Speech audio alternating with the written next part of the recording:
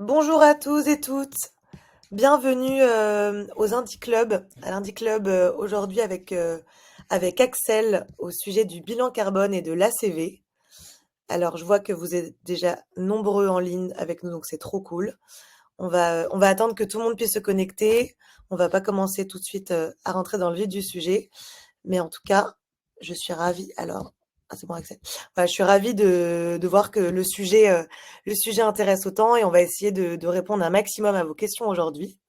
Avant de commencer, je vais me présenter. Donc moi, je suis Oriane. Je suis responsable pédagogique chez Indigo. Donc, je m'occupe à la fois des formations chez Indigo et aussi des webinaires. Donc normalement, si vous avez déjà fait les Indie Club, vous m'avez déjà vu. Et je suis ravie aujourd'hui d'accueillir Axel pour cet Indie Club. Et alors maintenant que je me suis présentée, je vous propose de faire la même chose de votre côté. Vous avez normalement, alors j'ai fait publier un sondage. Vous avez un sondage normalement qui s'affiche avec marqué quelle est votre fonction. Est-ce que vous le voyez bien? Ouais, trop bien. Et ceux qui mettent, si vous mettez autre, est-ce que vous pouvez vous préciser dans le chat ce que vous faites? Comme ça nous permettra euh, de connaître un peu mieux le public d'aujourd'hui. Trop bien. Alors, hop, alors. Et donc voilà, précisez-moi dans le chat si vous avez mis autre comme ça me permet. Hop.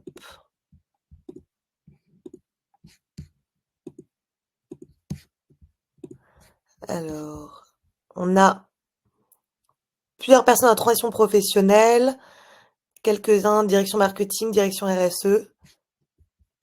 Hop, super. Et les autres, qu'est-ce que vous faites alors? Est-ce que vous pouvez me dire ce que c'est?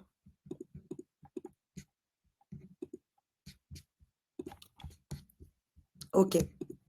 Alors, je vais laisser tout le monde répondre. Alors, donc, pour ceux qui connaissent pas Indigo, donc Indigo, on est une école, l'école de la responsabilité, qui a été créée il y a un an maintenant. En un an, du coup, on a créé plusieurs programmes pour répondre aux différents besoins. Donc, on a créé à la fois des programmes pour être plutôt formés au métier de pilote de la transition climat. On a créé une formation responsable RSE, une formation éco-conception. Et en fait, l'idée à la base d'Indigo, c'est de se dire, on a beaucoup d'organismes aujourd'hui qui sont chargés de la sensibilisation, comme la fresque du climat, l'atelier d'automne. Et donc aujourd'hui, on voit que les entreprises sont en train de commencer à se sensibiliser au sujet, mais de nombreux collaborateurs ont envie de passer à l'étape suivante, c'est-à-dire passer à l'action et changer leur métier, sans forcément, enfin ça peut être soit en faisant une reconversion totale, soit en intégrant la responsabilité à un métier comme les achats, le marketing, la finance. Et donc, nous, on avait envie d'être, voilà, de pouvoir apporter, aider les collaborateurs à, en tout cas, à acquérir ces nouvelles compétences. Et on s'est dit, voilà, on peut faire ça. En plus, l'avantage de passer à l'action, c'est que bah, ça diminue aussi notre éco-anxiété et que l'écologie peut être un sujet qui peut être traité avec optimisme parce qu'il y a des solutions et qu'une fois qu'on est du côté des solutions, c'est quand même plus agréable plutôt que de subir.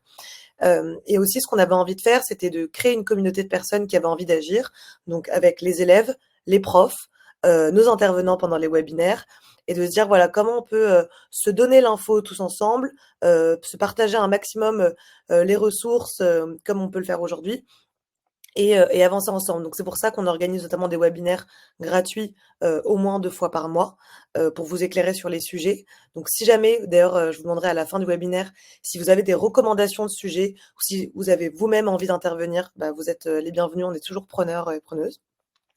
Et aussi on organise aussi des événements dans nos locaux à Paris. Euh, voilà, on essaie d'organiser des tables rondes pour que vous puissiez aussi vous rencontrer en vrai et rencontrer des personnes qui ont les mêmes intérêts que vous.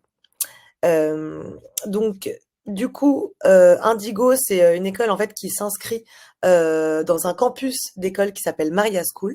Donc nous, on est la dernière école, mais avant ça, il y a eu 3 autres écoles qui ont été créées. Maestro, qui est l'école de la tech et du no-code. Peut-être que certains d'entre vous sont ici parce que par Maestro. Hiro, qui est l'école du storytelling et du copywriting. Et Lyon, qui est l'école des métiers plutôt de l'entrepreneuriat. Donc ces 4 écoles ont pour point commun la pédagogie, qui est la pédagogie de Maria Montessori, c'est-à-dire comment on peut permettre à chacun de se former en pratiquant et en mettant directement en n'ayant pas du coup des formations qui soient descendantes avec des cours magistraux, mais en pro des formations qui soient moitié théorie, mais surtout moitié pratique. Avec du coup des experts qui sont sur le terrain et pas des professeurs, des formateurs ou des professeurs d'université, mais plutôt des personnes qui sont dans l'entreprise et qui connaissent les réelles problématiques du moment. Voilà, et donc ça c'est les programmes qu'on a créés. Je vais pas vous les présenter aujourd'hui puisque c'est pas le but du webinaire. Je vous parlerai après rapidement de éco-conception parce qu'on va pas mal insister sur le sujet de l'ACV aujourd'hui et de sa complémentarité pardon, avec le bilan carbone. Mais voilà, en tout cas, ça c'est les programmes qu'aujourd'hui on propose, qui sont en général des formations courtes. Le plus long programme qui est responsable RSE est sur 2 mois et demi. Mais voilà, sinon l'idée c'est d'avoir des programmes qui entre 5 semaines et 2 mois et demi pour que vous puissiez assez rapidement, voilà, comprendre les enjeux et passer à l'action et pas forcément, vous lancer dans un master, d'1 an comme ça peut être, voilà, un peu contraignant parfois. Hop, alors maintenant, alors moi je vais fermer la presse. Je vais laisser la main à Axel, qui est avec nous aujourd'hui. Donc Axel qui travaille chez Samy, qui va vous présenter du coup ce qu'il fait chez Samy, qu'est-ce que fait Samy, et après on rentrera dans le vif du sujet, bilan carbone et ACV, quelle complémentarité, pardon, pour la mesure d'impact. Donc Axel, je te laisse te présenter. Super, merci Ariane et bonjour à tous. Très content d'être là avec vous. Moi, donc comme l'a dit Ariane, je travaille chez Samy en tant que directeur marketing et je m'occupe de toute la création de contenu, toute la pédagogie justement autour de ces sujets euh, et sujets que je trouve très très intéressants aujourd'hui. Donc hâte de pouvoir en parler. Juste très très rapidement, pas vous faire perdre de temps avec ça, mais Samy, nous, si je ne sais pas si c'est clair pour tout le monde, mais on est un logiciel climat. Donc, on aide les entreprises à mesurer et réduire leur empreinte sur le changement climatique et au-delà sur l'environnement avec des ACV. On a un cabinet de conseil associé pour aider les entreprises à justement arriver à vraiment se décarboner parce que c'est pas chose facile. Voilà. Trop Et bien. on peut peut-être Et repartir sur les slides, Oriane. ouais, du coup je vais remettre la présentation. Hop, je la remets. Et donc avant de voilà de rentrer dans le peut-être directement dans le sujet de la complémentarité, est-ce que tu peux alors est-ce que je vais demander dans le chat, vous pouvez me répondre directement dans le chat, est-ce que le sujet du bilan carbone, enfin si vous devez vous situer entre 1 et 5, vous êtes à combien sur le sujet du bilan carbone? Pour savoir à quel point on va devoir rentrer dans le détail aujourd'hui, voilà, sachant que on n'avait pas forcément prévu de rentrer dans le comment faire un bilan carbone, mais on va quand même vous rappeler les bases. Est-ce que vous pouvez me répondre dans le chat entre 1 et 5, quel est votre niveau sur le sujet?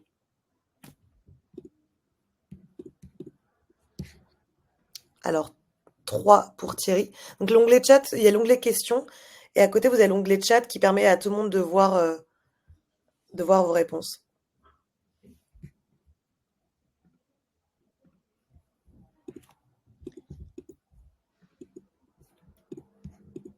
Alors, moi je vois pas les réponses, je sais pas si je suis la seule. Ouais. On a un commentaire de Pimpin. D'habitude, je vois un onglet de chat. Aujourd'hui, je vois que l'onglet questions. Pareil, pas d'onglet de chat. Ah d'accord. Euh, Tac, tac, tac. Bon, on peut partir sur un 3 là. Bah, J'ai je suis l'impression. désolée, bah, je ne sais pas pourquoi l'onglet chat ne marche pas. 4. 3, on est entre 3 et 4. On va essayer d'aller assez vite. Ok. Super, donc on a déjà des connaisseurs et des connaisseuses. Ok, Super. alors du coup, est-ce que tu peux nous rappeler voilà, rapidement voilà, Ouais, le bilan carbone? yes. Eh ben, non, mais je pense que c'est important de rappeler quand même les bases du bilan carbone pour montrer en quoi la CV peut être complémentaire ou non de cet outil, parce que le bilan carbone, ça reste un outil. Mais du coup, pour repartir un peu des bases, qu'est-ce que les émissions d'une entreprise? Ça peut paraître évident pour pas mal de personnes, mais en fait, ça l'est pas tant que ça. Qu'est-ce qu'on mesure quand on fait un bilan carbone? En fait, on mesure un lien de dépendance physique d'une entreprise et de sa chaîne de valeur au carbone. C'est le deuxième point. C'est avec la croix que vous voyez. Un bilan carbone, il ne mesure pas le volume d'émissions d'une entreprise dont une seule entreprise est responsable. On vient mesurer la responsabilité de toute la chaîne de valeur, donc les fournisseurs, les clients, et pas uniquement les émissions des entreprises. C'est ce qu'on appelle le scope 3.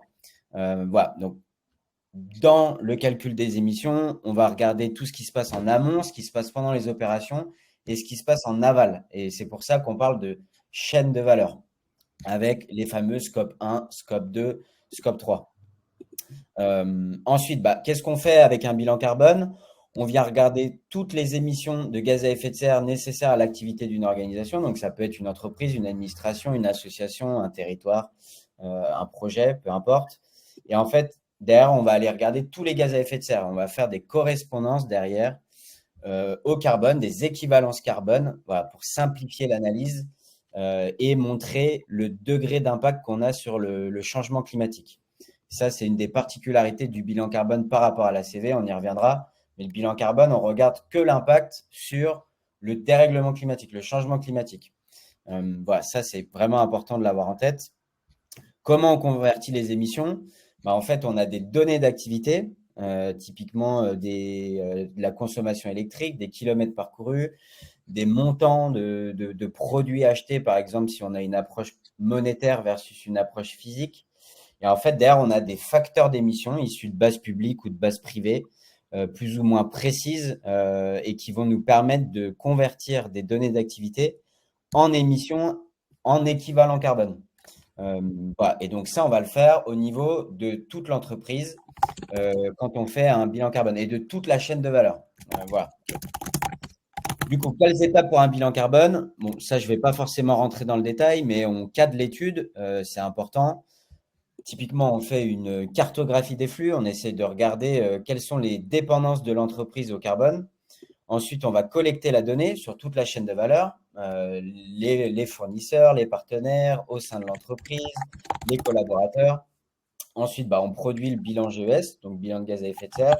On co-construit le plan d'action et après, on met l'entreprise en transition. Voilà. Et donc, je voulais vous donner un exemple un peu de bilan carbone. Alors là, désolé, c'est un peu flou. C'est une entreprise textile ici. En fait, chez Samy, on aime bien parler de deux approches. Alors, en tout cas, nous, c'est comme ça qu'on accompagne nos clients. On va avoir une approche globale à gauche où, là, en l'occurrence, pour l'entreprise textile, on va avoir vraiment par catégorie, par famille d'émissions, voilà, les impacts au niveau de toute la chaîne de valeur et de l'entreprise. Et à droite, une approche plus analytique qui est assez particulière. Alors, nous, on adopte cette approche chez Samy. C'est vraiment rentrer dans le cœur des spécificités de l'entreprise. C'est un peu une analogie à l'analyse financière. On a une comptabilité générale et on a une comptabilité analytique qui permet vraiment de piloter, là en l'occurrence, ses émissions, mais sinon, c'est piloter son entreprise d'un point de vue financier. Donc, Ok. typiquement, à droite, on peut voir vraiment les émissions par famille de produits. Là, vous pouvez le voir sur la dimension. On rentre vraiment dans le cœur des émissions et on s'intéresse aux spécificités physiques de l'entreprise et on va faire des détails des émissions par catégorie d'émissions, au-delà de juste faire une comptabilité de reporting où on va montrer un scope 1, scope 2, scope 3, comme le font toutes les entreprises. Voilà, ça, c'est assez intéressant et vous allez voir qu'il y a une complémentarité avec l'ACV. Ici, typiquement, si on ne fait pas d'ACV, on est incapable de rentrer dans ce niveau de détail au niveau du bilan carbone. J'y reviendrai juste après. Mais quand on est sur une entreprise de production, la production de matières, de produits va représenter entre 70 et 90% du bilan carbone d'une entreprise. Donc, si on n'a pas une approche physique et qu'on ne s'intéresse pas vraiment aux émissions des produits, en fait, on va avoir un bilan carbone qui est très peu fiable et très peu précis. Et du coup, quel est le problème derrière? C'est qu'on va avoir un plan d'action, un plan de réduction qui va être assez faussé. Et en tout cas, on n'aura pas le bon niveau d'analyse pour mettre des actions en place qui vont être vraiment efficaces Et ça a plusieurs inconvénients, c'est qu'on va dépenser beaucoup d'argent, on va mal réduire ses émissions. Voilà, il y a que des côtés négatifs à ça. Ok. Voilà. Et attends, donc du coup là tu me disais, donc là c'est un bilan carbone d'une entreprise textile. Et Ouais, donc, comme ça on pourra comparer après avec du coup la CV sur un même exactement. secteur. Exactement. Et justement, ce qui est intéressant sur le bilan carbone de cette entreprise textile qu'on accompagne, c'est qu'on voit que plus de 85% du bilan carbone est lié aux intrants. C'est ce que je vous disais, on est sur une entreprise de production. Les intrants, c'est les achats, en l'occurrence ici, de matière. Donc, c'est tout ce qui va être lié au textile, donc la récolte, la transformation, la teinture et tous les procédés qui vont permettre de faire des vêtements techniques, en l'occurrence ici. Voilà, on est sur 85% du bilan carbone. Donc, si on ne s'intéresse pas à l'impact des produits, on a un petit problème. Voilà, ça, c'est intéressant de le noter. Là où une entreprise de service, bon, c'est beaucoup moins pertinent de faire une ACV des services proposés, car vous le verrez, une ACV, j'en parle juste après, c'est pas forcément une analyse de cycle de vie d'un produit, ça peut être également l'analyse de cycle de vie d'un service. Voilà. Ok, trop bien. Alors je rebondis juste par exemple sur donc ouais, le chat en effet n'a pas été activé. Et donc là, je peux pas l'activer pendant l'événement. Donc si vous avez des questions et des remarques, vous avez l'onglet questions. Donc n'hésitez pas, je le regarde comme l'onglet chat. Bon, c'est juste que du coup, vous voyez, je sais pas si vous voyez les questions des autres. Et voilà, on a eu c'est un bug de notre côté. Je sais pas pourquoi il s'est pas activé automatiquement. Donc voilà, en tout cas, si vous avez des questions à poser au fur et à mesure, sachant qu'après, du coup, là, on est d'abord sur le sujet du bilan carbone. Après, on va passer à la CV. Donc là, si le bilan carbone, il y a des choses qui sont pas claires, voilà, n'hésitez pas à rebondir dessus.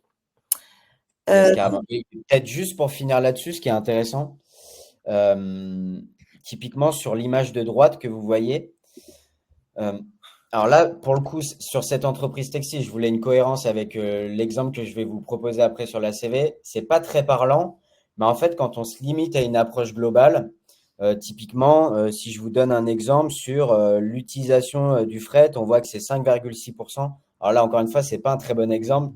Je vais faire appel à votre imagination, mais typiquement, on voit que c'est 5,6% des émissions de ma chaîne de valeur. On peut se dire, bon, c'est négligeable, je vais surtout travailler les intrants. C'est une bonne approche, mais en soi, elle n'est pas parfaite parce que quand on s'intéresse vraiment derrière de manière très analytique aux émissions liées au fret, on peut se rendre compte, par exemple, que par famille de produits, on va avoir un impact lié au fret qui va être très important. Alors là, en l'occurrence, ce n'est pas le cas, mais ça aurait pu l'être, alors que ça ne l'est pas forcément sur d'autres produits. Donc là, ou sur une approche généraliste, en fait, on va taper un peu à un niveau macro, au niveau des réductions des émissions. Une approche analytique va nous permettre vraiment d'affiner l'analyse et de se dire, OK, en fait, j'ai pas un problème fret au global sur ma boîte, j'ai un problème de fret sur telle référence de produit ou tel site de production. Voilà. Et ça permet vraiment de cibler son plan d'action, de gagner du temps, gagner de l'argent et de maximiser l'impact. Voilà, ça c'est assez intéressant et ça c'est permis notamment via l'ACV quand on parle de boîte de production. Voilà. Mais du coup, on peut peut-être passer à l'ACV. alors du coup, L'analyse de cycle de vie. qu'est-ce que la Ouais, CV? exactement. Bah, l'analyse de cycle de vie, c'est également un outil, c'est une méthode de calcul des impacts sur l'environnement d'un produit ou d'un service, c'est ce que je vous disais, en prenant en compte l'ensemble du cycle de vie d'un produit ou d'un service. Là où le bilan carbone, on va s'arrêter à une année, on va faire le bilan carbone d'une entreprise en 2022 sur son année d'activité de 2021. Bon, l'analyse de cycle de vie, on va regarder l'impact de la création jusqu'à la fin de vie d'un produit ou d'un service. C'est une approche assez différente. Pourquoi on réalise une ACV? Et ça, peut-être que j'aurais dû le mettre dans le bilan carbone. Pourquoi on réalise un bilan carbone? C'est se mettre en conformité vis-à-vis de la loi. Typiquement, le décret BEGS qui implique les entreprises de plus de 500 collaborateurs à faire un bilan carbone. La CSRD qui arrive, qui va également obliger les entreprises à faire un bilan carbone annuel sur les trois scopes. Voilà. Et on est sur d'autres logiques. C'est connaître l'impact au global de mon entreprise. C'est des objectifs de reporting, c'est des objectifs de communication. Sur l'ACV, on a deux grands objectifs. C'est un, éco-concevoir ses produits. Donc, c'est limiter l'impact de la production de ces produits. Comment je fais comment je fais pour créer des produits qui sont un peu plus durables? Et le deuxième point, c'est communiquer sur l'impact de ces produits. J'aurais pu également mettre ces services, mais 99% des ACV sont sur du produit.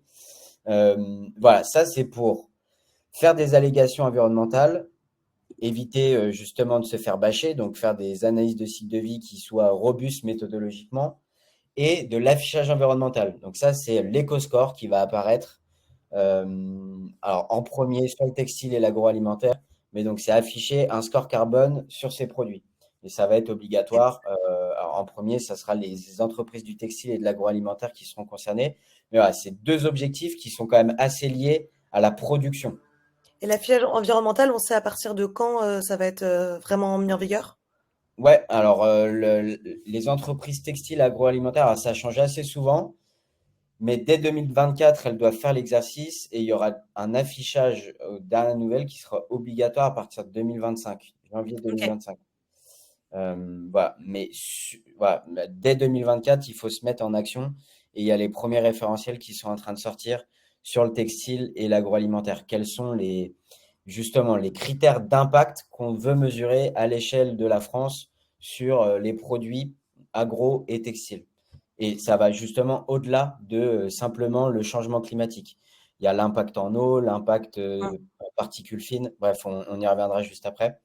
Euh, mais Et alors, voilà. on a une question. Est-ce que le Ouais, Planet Score pour l'alimentation sera obligatoire? ouais. Ok.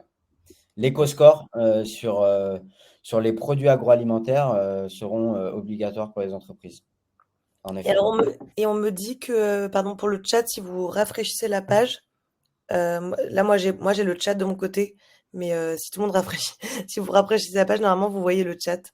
Donc, voilà. Et sinon, si ça marche pas, on peut continuer avec l'onglet questions. Mais a priori, moi, ça marche de mon côté en ayant fait rafraîchir. Voilà.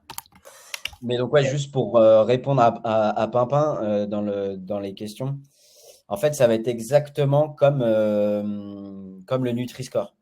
Il y aura une graduation en fonction de l'impact. Alors, il y a eu beaucoup, beaucoup de débats. Il y en a encore sur qu'est-ce qu'on prend en compte, qu'est-ce qu'on ne prend pas en compte. Bon, c'est peut-être pas trop le sujet du jour, mais il y a notamment eu des questions sur la durabilité des produits. Typiquement, j'ai un produit en soie, je Mm. produis de la soie. C'est très émissif au moment de la production, mais c'est des produits qui sont censés être plus durables. Comment on le prend en compte? Voilà, il y a eu énormément de débats autour de ça. Ça sera pas parfait. De toute façon, il n'y a aucune méthodologie qui est parfaite, mais ça a le mérite d'être là et ça permettra d'aiguiller les consommateurs. Donc, c'est une très très bonne nouvelle. Ouais, et puis de toute façon, le but de l'éco-conception, c'est que c'est une démarche continue et que Exactement, c'est exactement. un peu sans fin du coup, mais c'est qu'on essaie toujours d'améliorer. On dit pas, enfin, on s'arrête jamais en disant, OK, le produit éco-conçu, on s'arrête là. C'est toujours Exactement. en Et cours, en quoi. fait, il y a quelque chose à comprendre et c'est même vrai pour le bilan carbone. Et c'est pour ça qu'il y a beaucoup de similarités entre les deux approches. C'est que la science, elle évolue en permanence. Donc, typiquement, au niveau d'un bilan carbone, il y a des facteurs d'émission qui sont mis à jour de manière continue par l'ADEME, mais aussi par des cabinets indépendants de recherche. Donc un bilan carbone, si on faisait le même bilan carbone avec les mêmes émissions comptabilisées entre 2010 et 2020, on aurait quand même des écarts significatifs. Donc ça, c'est aussi à prendre en compte. C'est pour ça OK. que c'est une approche continue, en effet, mais également sur le bilan carbone. Et du coup, bah, ouais, exemple avec un client qu'on accompagne, que je vous invite d'ailleurs à aller, regarder, qui est vraiment, pour moi, peut-être l'entreprise textile la plus en avance sur les sujets d'éco-conception, voilà, faire en sorte de limiter l'impact. C'est une entreprise de vêtements textiles à la base des vêtements de montagne, mais c'est très très impressionnant ce qu'ils font. Voilà, il y a énormément de parties de leurs vêtements qui sont recyclés. Ils sont assez impressionnants, mais voilà, c'est pas forcément le sujet du jour. Mais typiquement, quelles sont les étapes pour une ACV? Bah, un peu comme un bilan carbone, la première étape, c'est de définir les objectifs et le champ de l'étude. Quels sont les objectifs? Est-ce que c'est un objectif d'affichage environnemental? Est-ce que c'est un objectif d'éco-conception? À partir de là, on ne va pas réaliser forcément les mêmes ACV. Vous allez voir qu'il y a différents types d'ACV. Ensuite, on va faire un inventaire de cycle de vie. Donc ça, c'est la cartographie des flux, des produits. Essayer de voir quels sont les impacts et les cheminements physiques d'un produit. Ensuite, on évalue les impacts et enfin, on les interprète, on fait de l'analyse et on essaye de transformer, encore une fois, sa production, son réseau de fournisseurs en fonction de l'analyse qu'on arrive à en faire. Et ces étapes, ça dure combien de temps enfin, en moyenne, c'est Ouais, hyper bah, variable ou l'étape 1, elle est assez rapide, hein. Il faut oui, juste que l'étape le 1, ouais. client sache exactement ce qu'il a envie de faire. L'inventaire de cycle de vie, ça va pas mal dépendre des données que dispose le client. Mmh. Est-ce que parfois on est très surpris, hein. On accompagne des entreprises qui savent même pas où est-ce qu'elles achètent leurs produits. Donc ça complexifie un peu l'inventaire de cycle de vie. Où on a même des entreprises, ça c'est un peu plus inquiétant pour elles, mais qui savent même pas comment elles ont commandé de pièces. Donc, euh, donc voilà, ça dépend vraiment des entreprises. Et OK. après, les évaluations des impacts, c'est assez rapide en soi. Il y a des référentiels, il y a des méthodologies qui existent et il y a des outils ACV qui permettent de transformer des données d'activité ou des données produits en impact environnementaux. Donc ça, OK. c'est assez simple entre guillemets. Et après, il y a la phase d'analyse et de transformation où là, c'est la plus longue en fait. C'est Ouais, c'est ça comment le j'arrête tel ou tel fournisseur, comment je rebascule à un niveau européen ou français. Il faut regarder les mix énergétiques. Enfin bref, c'est là où ça devient un peu plus compliqué. Il faut budgéter, voilà, bref, c'est là où on rentre vraiment dans le vif du sujet. Et donc OK. typiquement, avec Picture Organic Closing, je vais aller assez vite là-dessus. Leurs objectifs, c'était d'informer les consommateurs sur l'impact des produits et d'inciter les fabricants à améliorer leur performance environnementale. Donc, deux objectifs. Un, l'affichage. Deux, de dire aux fournisseurs, regardez ce que vous faites, c'est un peu cracra. Si vous changez pas, on va partir. Voilà. Donc ça, intéressant. Ensuite, on définit les objectifs. Enfin, on est toujours sur la première étape, mais on définit un peu la méthodologie qu'on va appliquer. Typiquement, ici, on a décidé de partir sur une ACV du berceau à la tombe et l'unité fonctionnelle, donc la fonction à laquelle se rapporte le produit, c'était X portée d'un vêtement. Donc, on va s'intéresser à quel est l'impact environnemental d'un vêtement porté 20 fois, 100 fois, 200 fois. Et OK. ça, c'est hyper intéressant parce que typiquement, en se basant sur cette étude, Picture a décidé de faire de la location de vêtements parce qu'ils se sont rendus compte que en C'était des vêtements qui maximisant étaient pas assez portés parce que c'était des exactement, vêtements en enfin, de maximisant rando. exactement, surtout sur des vêtements techniques. Donc, Mmh. et ça a été, à mon avis, les premiers à le faire, même bien avant Decathlon, à Ouais. lancer voilà, des abonnements et de la location de vêtements. Et Je crois ça, que ils c'est l'ont Decathlon, ils l'ont fait avec, ils voulaient le faire avec la exactement, tente Quechua ou avec avec pareil, les produits techniques aussi, ouais, exactement. ou les vélos aussi. Dès que Les la tente vélos, et le les vélo, vêtements de ski. ouais, des Donc trucs qui voilà, restent dans une cave et que tu utilises, enfin le vélo apparemment, enfin, tu sais, tu le fous dans ouais, tu l'utilises 3 fois et puis souvent il finit enfin en tout cas dans des exactement, maisons, un peu en train de pourrir alors que, enfin ils ont une c'est ça. espérance de vie assez courte, quoi. Mmh. Mais donc là, avec Picture, ce qu'on a fait, c'est qu'on a fait différentes ACV, différentes hypothèses sur l'unité fonctionnelle. On faisait varier l'unité fonctionnelle. Donc, on passait de 10 à 50, à 200, à 1000, et on voyait l'impact environnemental voilà, varier. Et ça, c'est assez intéressant. Et après, on a pris 15 impacts environnementaux. Donc ça, on le définit avec le client. Soit avec le client, soit le client veut faire une ACV de type ISO. Et là, c'est quand même assez normé et on est obligé de suivre une méthodologie assez précise et un nombre d'impacts environnementaux à suivre. Voilà. Mais là, ce qui les intéressait surtout, c'était le changement climatique, donc le CO2, et l'impact sur l'eutrophisation des eaux douces. Voilà. C'était leurs deux gros challenges. OK. Ensuite, on a fait une cartographie des flux avec eux par produit. Alors là, c'est vraiment synthétisé, mais donc c'est vraiment retracer tout ce qui se passe au niveau de l'analyse de cycle de vie d'un produit. L'achat de matière, la transformation, achat de matière additionnelle, les emballages, la transformation, la livraison aux entrepôts, en boutique, vente en ligne et l'usage derrière. Et donc l'usage, qu'est-ce que c'est? C'est intéressant. C'est là où on voit la donnée d'activité qui change, c'est l'électricité et l'eau nécessaires Pour le pour laver, entretenir sa veste de ski, son pantalon de ski, OK. et derrière la fin de vie, déchets liés à la fabrication du produit. Voilà. Et du coup, là, vous l'avez découpé quand vous faites ça, la carto, vous Ouais. découpez en trois grandes parties qui est la transformation. Donc la En fait, il y partie a toujours finance, l'amont, ouais. il y a l'amont, il y a la partie opérationnelle, donc c'est transformation, usinage, et après il y a la phase aval d'utilisation. Et là, il n'y a pas la fin de vie.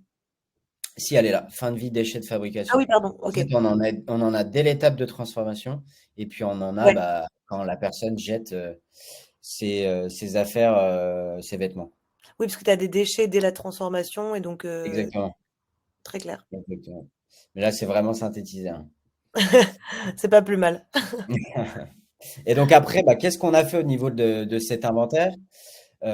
Plusieurs étapes dans les vêtements. Il y a tout d'abord la composition, donc l'étude des types et quantités de matières premières, la traçabilité, où est-ce que ça vient, d'où ça vient, est-ce que ça vient de Chine, est-ce que ça vient du Bangladesh, est-ce que ça vient d'Europe. Voilà. Et après, on s'intéresse aussi à tous les procédés de fabrication, filature, tissage, tricotage, énoblissement, confection. Et ça, on va regarder aussi pour chaque étape de transformation, typiquement le mix énergétique du pays en question. Ensuite, on récupère les données de fabricants, les données spécifiques aux fournisseurs, typiquement le type d'énergie consommée, le taux de perte. Voilà, donc assez complet. Et après, toutes les autres phases, le fret notamment, l'utilisation fin de vie, mais ça, je l'ai déjà dit. Mais donc, on a vraiment fait tout ce travail-là avec Picture. Et ensuite, eh ben, on convertit tous les impacts qu'on détecte avec des calculs, en fait, on fait une conversion de l'inventaire en impacts environnementaux. Là où le bilan carbone, alors je ne sais pas si vous voyez ma souris, mais on se limite au changement climatique, pardon. Non, on voit Euh, pas ta souris. ok, Ça bon, bah, rapproche. c'est le bloc de droite tout en haut. Là où le bilan Ok. carbone, on va se limiter au changement climatique. Ici, on peut faire des études d'impact environnementaux sur différents critères, en plus du changement climatique. Et vous Ok. verrez que c'est pour ça qu'on parle de différents types d'ACV. On peut regarder l'appauvrissement de la couche d'ozone, rayonnement ionisant, formation. Bon, bref, il y en a énormément. Et donc, en fait, on a des méthodes de caractérisation des impacts. Voilà, c'est des méthodologies qui existent sur les autres impacts environnementaux où, à partir de consommation d'eau, de produits chimiques utilisés, d'électricité, d'émissions dans l'air émises, on vient faire des calculs qui nous donnent les impacts environnementaux autres que le changement climatique. Et Voilà. ça, tu fais avec un enfin, tu fais Ça, il y a comment? des logiciels qui existent Ouais, exactement. ok. Donc, on renseigne la quantité de produits. Enfin, il y a plusieurs infos à rentrer en entrée. Et après, automatiquement, on a le logiciel qui vient transformer ça en caractérisation d'impact. Voilà, D'accord. pour être précis. Alors, et donc on a une autre question. Est-ce que donc si les fournisseurs n'ont pas fait d'ACV en amont, comment sont faites les mesures? Ouais, c'est une très bonne question. Alors, s'ils n'ont pas fait d'ACV, soit on va partir de leurs données d'activité, donc on va leur demander leur consommation énergétique, et on va faire un ratio par rapport au nombre de produits qu'ils produisent pour notre client. Donc, typiquement, si le fournisseur nous dit, bah, moi, je produis 100 000 vestes par an et Pitcher m'en a acheté 20 000, bah, c'est 20% de la consommation énergétique. Et après, nous, on va faire le travail d'ACV, on va reconsolider tout ça à la place du fournisseur.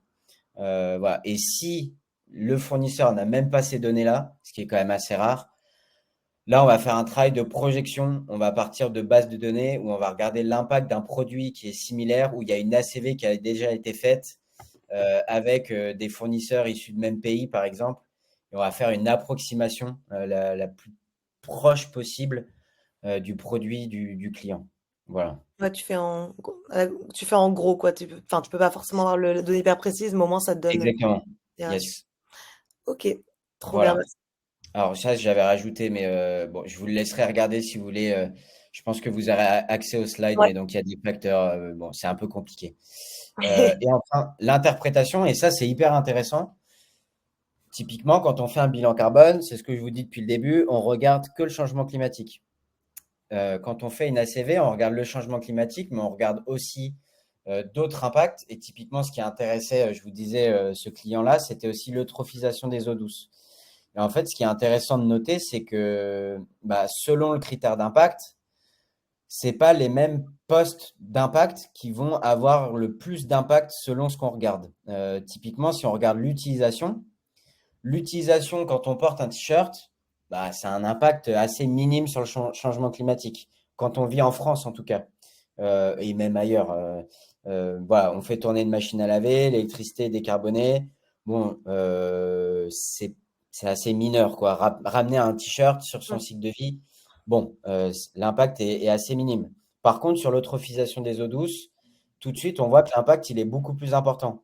Pourquoi? On utilise des produits pour laver son t-shirt et on pollue de manière assez importante l'eau quand on lave des vêtements. Euh, voilà, donc c'est assez intéressant. Et après, en tant que responsable sustainability, responsable des achats dans une entreprise typiquement de textile, eh ben, on va devoir arbitrer selon ces différents critères et se dire, OK, de toute façon, ça sera jamais Mm. parfait. Euh, quelle matière je vais venir utiliser euh, pour limiter sur ces différents critères. Voilà. Voilà là-dessus.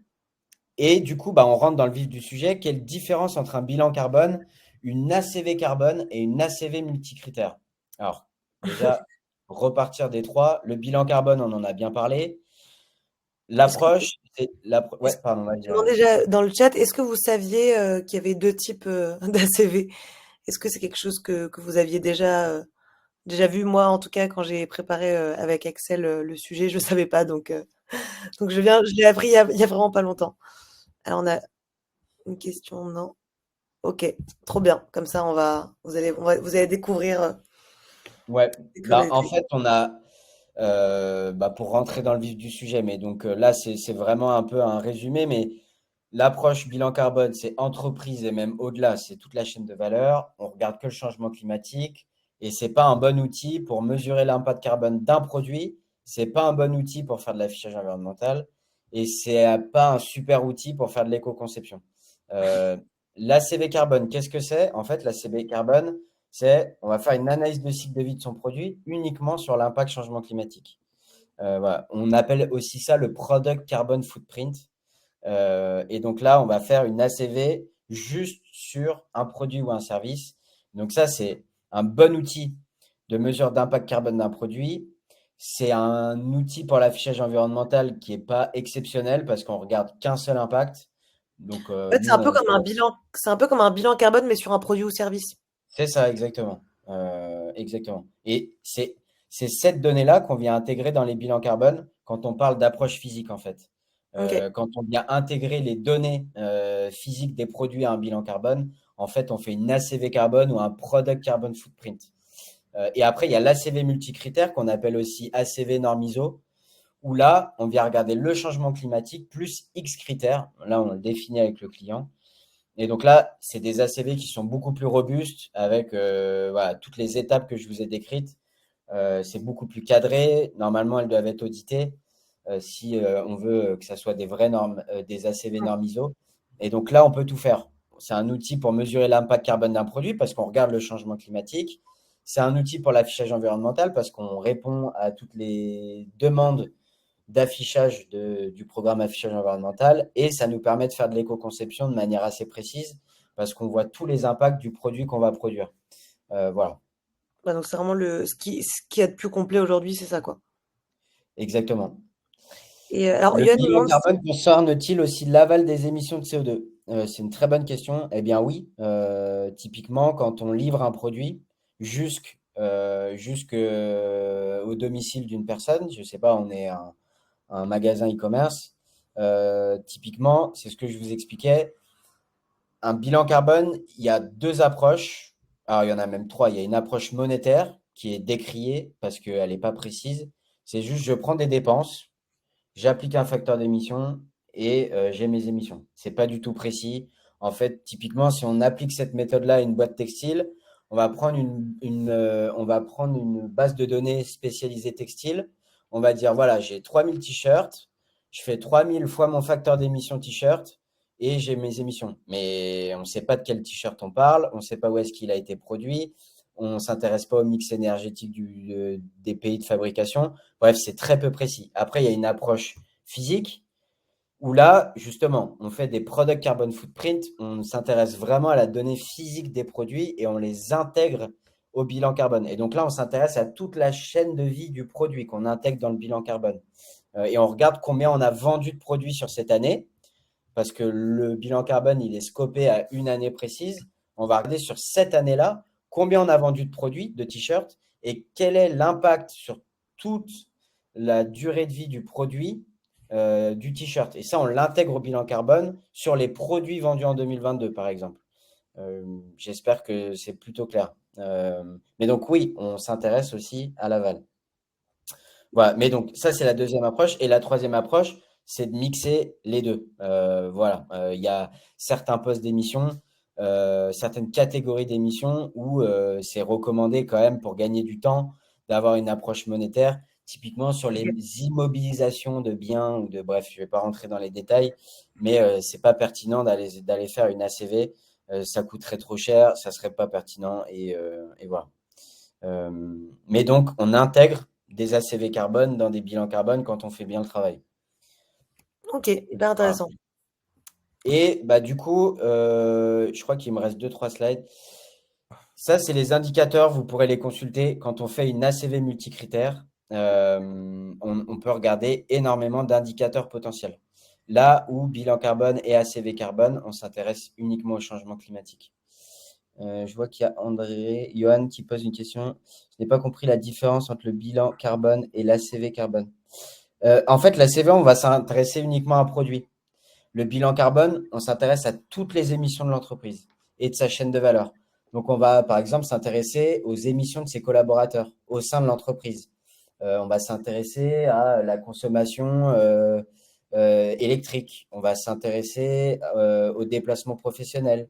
Voilà, c'est toutes les émissions et toute la dépendance au carbone de l'entreprise pour fonctionner. Là où l'ACV, c'est uniquement un focus produit. Qu'on va derrière l'ACV carbone ou même l'ACV multicritère en prenant uniquement la donnée du changement climatique intégrée au bilan carbone pour préciser le bilan carbone sur la partie produit. Voilà. Mais dans le bilan carbone, il n'y a pas que du produit, il y a aussi tous les services, la consommation électrique, euh, les données des fournisseurs, des collaborateurs, des déplacements professionnels. Voilà, ça va beaucoup, c'est beaucoup plus large. J'espère que ça. Est-ce que Euh, ça répond à ta question, Johan? ouais, bah justement, j'avais fait une slide qui résume pour finir. Mais donc, Trop bien. le bilan carbone, ça concerne toute la chaîne de valeur d'une entreprise. On se concentre uniquement sur l'impact sur le changement climatique et on se limite aux émissions sur une année. Les émissions d'une entreprise. Et encore une fois, je rappelle cet exemple.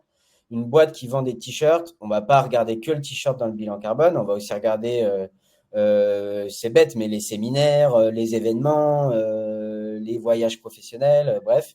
Mais quand on va regarder les t-shirts vendus, on va regarder l'analyse des cycles de vie des 1000 t-shirts vendus sur 2022, mais sur tout, tout le cycle de vie de ce produit-là. Et c'est ça qu'on intègre au bilan carbone. L'ACV, bah là, ça concerne uniquement des produits ou des services d'une entreprise, mais c'est très, très rare de faire des ACV de services. Un exemple pour que ça soit peut-être un peu plus parlant pour vous, on peut faire l'ACV d'un salon de coiffure. En fait, on va regarder l'analyse de cycle de vie du service d'un salon de coiffure. Et l'unité fonctionnelle, ça va être par coupe réalisée. Et donc, pour 100 coupes réalisées, bah, on a besoin de combien de shampoings? Le shampoing, quel est l'impact sur l'eutrophisation de l'eau? Quel est l'impact sur le changement climatique? Au bout de combien de temps je dois changer de ciseaux? Bon, voilà, on peut faire ce genre de L'utilisation de choses. l'eau aussi, combien d'eau? L'utilisation de l'eau pour les shampoings. Bref, en fait, on peut faire des ACV pour tout. Mais après, est-ce que c'est pertinent? Bon, voilà, je ne suis pas sûr qu'un salon de coiffure ait besoin de faire une ACV. Par contre, typiquement, ce qui est intéressant, c'est que le coiffeur, pour rester sur cet exemple-là, l'éco-score et l'affichage environnemental sur les produits, c'est la même chose, va lui permettre, par contre, d'orienter ses achats sur des shampoings qui vont peut-être avoir moins d'impact. Et donc, il va directement baisser ses impacts environnementaux au moment de faire des coupes de cheveux. Ok. Voilà. Bon, bref, c'est un sujet que je trouve assez marrant à partager, mais on peut faire des ACV de service aussi. Euh, L'ACV se concentre sur l'impact sur le changement climatique plus d'autres impacts environnementaux et on prend en compte tout le cycle de vie d'un produit ou d'un service. Et du coup, c'est deux outils qui sont complémentaires.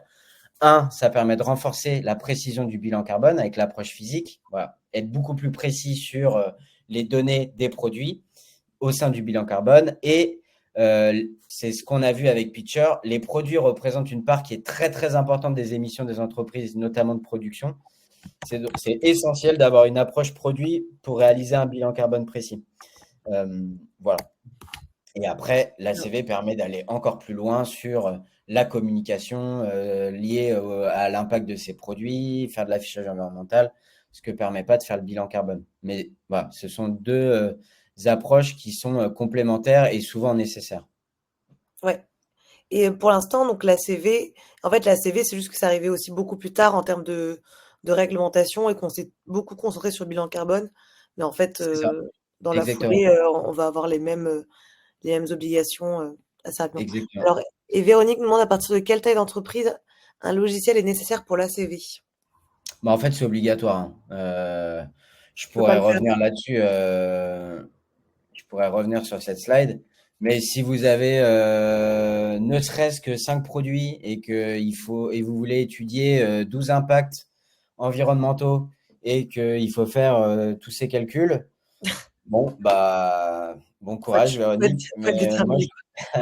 moi, je le ferai pas personnellement. Mais alors, en plus, quand on a des entreprises qui ont 100 000 références, là, c'est juste infaisable.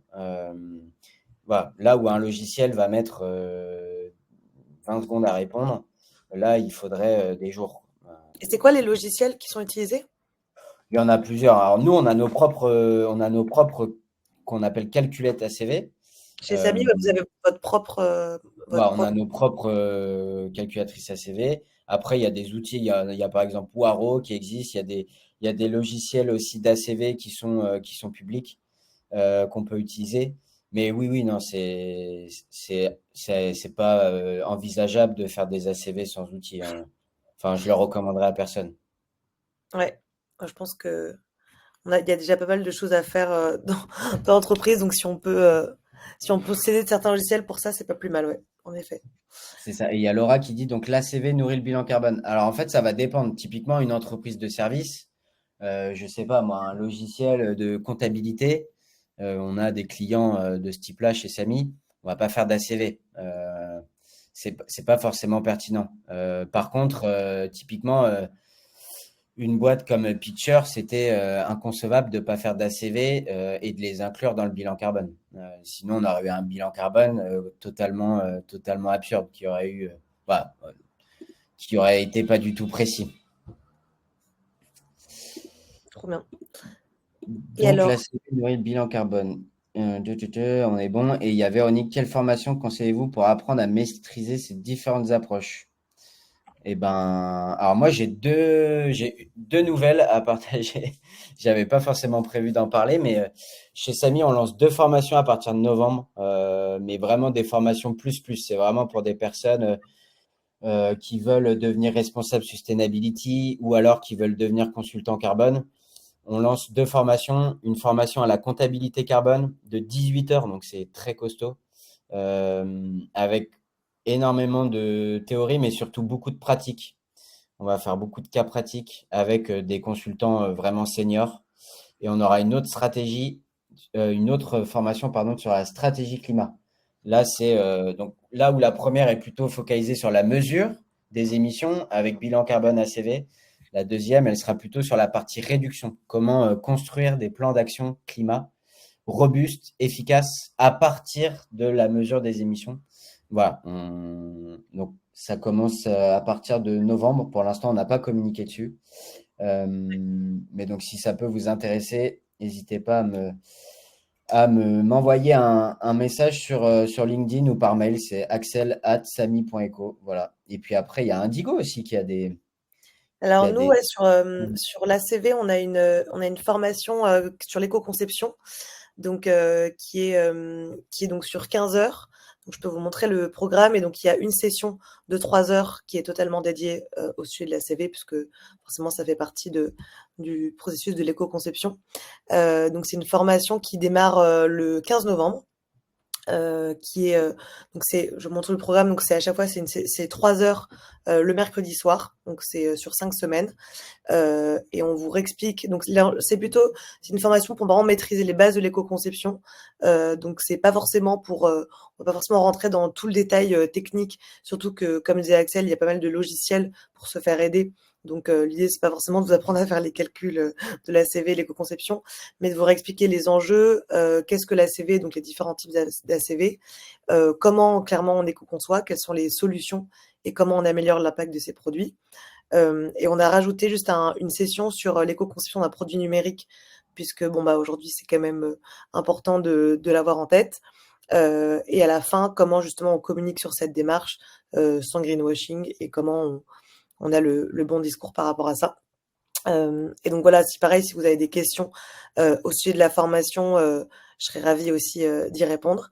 Et plus largement, si vous avez, je vais mettre une question dans le sondage, si vous avez envie de vous former chez nous, parce que là, je vous ai pas présenté dans le détail toutes les formations qu'on avait, mais je vous mets juste le sondage là. Est-ce que vous avez envie de vous former chez nous?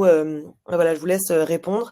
Et si jamais c'est le cas, est-ce que c'est éco-conception? Est-ce que c'est la stratégie climat ou responsable RSE? En tout cas, voilà, on a ces différents formats qui s'adaptent à votre profil. Donc, n'hésitez pas à me dire si jamais vous avez envie d'aller plus loin sur le sujet. Et en tout cas, nous, voilà, on pourra vous appeler, enfin, soit moi, soit Cyrine. Je vous partage juste. Voilà, pour ceux qui ont mis oui. Hop. Je sais pas si vous voyez tous les sondages. Et voilà. Et donc, pour vous donner un exemple, donc, Samy, donc, bon, Axel n'est pas encore intervenu sur nos formations, mais on travaille avec Samy depuis longtemps. Donc, sur une autre de nos formations sur la stratégie climat, on a eu plusieurs personnes, plusieurs consultantes chez Samy qui sont intervenues. Donc c'est pour ça qu'aussi on faisait ce webinaire ensemble, c'est voilà, on a l'habitude de collaborer. Pour la formation éco-conception, on a 5 différents profs. Voilà, c'est juste pour vous donner une idée des types d'intervenants qu'on peut avoir. Donc, que ce soit chez Greenflex, chez Greenly ou chez Imatera, voilà, on a des profils assez différents qui sont soit dans des cabinets qui accompagnent sur l'empreinte carbone et la CV, soit des entreprises plus grandes aussi comme Decathlon avec Marie Chailloux. Donc l'idée, c'est de vous proposer aussi des professeurs qui viennent d'horizons différents pour avoir des échanges intéressants pour vous. Donc voilà. Et donc si vous avez encore des questions sur le sujet de la CV, de l'éco-conception, des formations, il nous reste quelques minutes. Donc voilà, n'hésitez pas à nous solliciter. Alors, merci. Bah, merci à toi, Gilles. Merci pour ce retour. Et donc, sur une échelle de 1 à 5, qu'avez-vous appris pendant ce webinaire? Alors, Samy, ça s'écrit avec un I. Hop, Ouais, SAMI. SAMI. Voilà. On avait fait notamment aussi, je vous partage, on partage tous nos replays de webinaires sur notre page YouTube. Donc on en avait fait un sur le cas de Decathlon aussi, sur le sujet d'éco-conception. Voilà, si le sujet vous a intéressé, que vous avez encore envie de vous informer. Et on aura d'autres événements à venir. Donc là, c'est pour le mois d'octobre, mais aussi en novembre. Du coup, sur la feuille de route climat, aussi avec un cas du textile et la biodiversité avec Louisiane de Écoterie. Donc tous les événements sont gratuits et vous les retrouvez sur la page. Donc je vais vous la partager sur Maria School. Voilà, où il y a des événements à la fois de la RSE, de la tech, du management. Il y a énormément de thématiques. Donc voilà. Mais merci à vous pour vos retours. Et je vous souhaite une très bonne après-midi. Et merci Axel pour toutes Eh ces ben, infos. merci Ariane et merci à tous et bon appétit et à bientôt. Bon appétit. Bonne journée. Merci, au revoir. Au revoir.